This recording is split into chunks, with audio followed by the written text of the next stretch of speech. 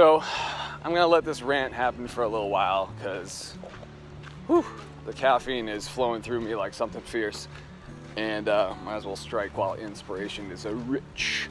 So what was I saying? Oh yeah, the automatic songwriting technique. So the way that Devin describes it in the course, it's broken down in a number of different ways, but like some typical examples are, you know, jamming with others in the rehearsal space and just coming up with something spontaneously, something that didn't exist before. And I love that. It's been so long since I've done that. But that one is, if you find the right people, can be incredible because you have obviously someone else's perspective on things, someone else's experience, someone else's technical ability or lack thereof, which can facilitate different creative things that you might not have thought of, you know?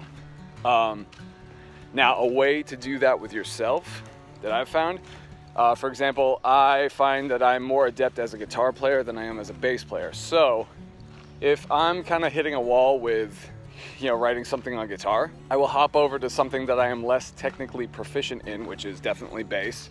And as a result, I let my limitations, you know, free me in that sense, like that, using that freedom of limitations. So let's say I can only play like a few notes on the bass comfortably. Well, what my brain will do, it's like, well, how can I make these 3 notes entertaining for me? So I'm essentially getting bored and using that boredom to make this thing, this limitation of mine, into something that I want to hear. And it works. It definitely works. I've written some very different sounding riffs as a result of it. And just having that different perspective of getting like the feel of like a longer neck because it's a bass, and the thicker strings and all of that, and just like the different like positions of your body and all that, it's just a different perspective. It's almost like driving someone else's car. So that could be a way that you, if you don't happen to have a band and you want to kind of like refresh your own perspective, switching instruments is a great way to kind of get that going.